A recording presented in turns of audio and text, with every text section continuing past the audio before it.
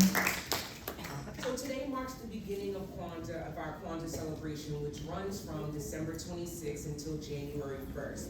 Unlike Christmas, Ramadan, or Hanukkah, Kwanzaa is not a religious holiday. And I'm gonna say it again, there is not a religious holiday. There is people of all religions can celebrate Kwanzaa. Bless up, bless up. It is one of the newer American holidays, started back in the 1960s during the freedom movement, civil rights movement, depending on what title you'd like to use. So I think that sometimes creates some confusion and has people believing that there's some religious affiliation to what it is that we're trying to do. And Kwanzaa is really about us bridging the gap between our past to our present. It's about passing on our cultural identity. It's about passing on the things that we believe to make us unique. And without having some principles and guidelines, we're just kind of out here willy-nilly in it. And so this is really what Kwanzaa is about. It's about saying, let's take the things that we probably do every day, but on a more unconscious level, and let's make it more of a conscious thing. Let's make sure that what we're doing has meaning. There's content behind why we did it and what we did, and we're not just moving. All right? Dr. Karenga, who started Kwanzaa with an entire organization, and some don't necessarily talk about it, but there was an entire organization that supported the idea of Pan-Africanism as well as Kwanzaa as a celebration. Dr. Karenga definitely kind of became the face of the movement, but we do want to make sure that we give praise to all of those during that time that sat in those meetings, brought their thoughts and feelings into it to allow the principles to be developed in the sense that they were.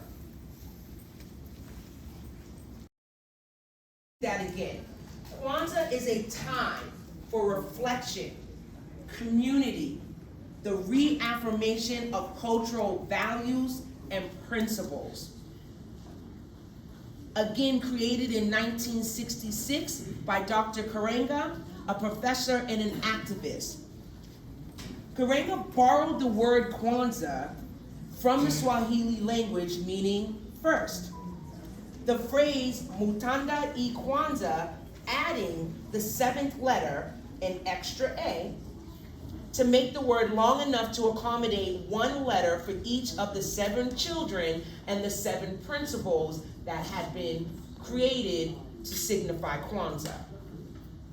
Again, it is a celebration of African heritage, unity, and cultural identity, providing a meaningful opportunity for African Americans and others to connect with their roots and express pride in their ancestry.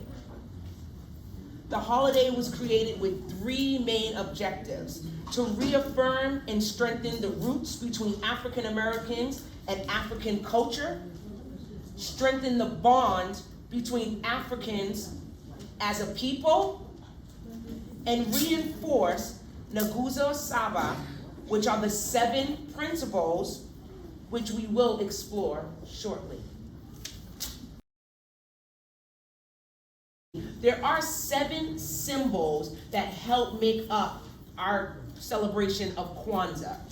Each represents values and concepts reflective of the African culture and contribution to our community building and reinforcement. So we have the mazao, which are the crops, the fruits, the nuts, and the vegetables. We have the mecca, which is the placemat. The mecca is made from straw or cloth. Vibuzi, which is the plural word that means ear of corn. The singular form of the word, which some of you may have heard instead of Vibuzi, is muhindi, which again stands for the ear of corn. The ear of corn symbolizes a child in your family. So for each ear of corn that you lay out on your Mecca reflects the amount of children that you have in your family. If for some reason your family did not have young children, you would still want to place an ear of corn for you and whatever other adults are with you, because you are still the keepers of the children, whether they're community children or not. So keep that in mind. The Mishuha, which are the 7 candles. The candles are the ceremonial objects with 2 primary purposes: to recreate symbolically the sun's power and to provide light. Then we have the Kinara, which is the actual candle holder. The Kinara is the center of the Kwanzaa setting and represents the original stock from which we came, our ancestors.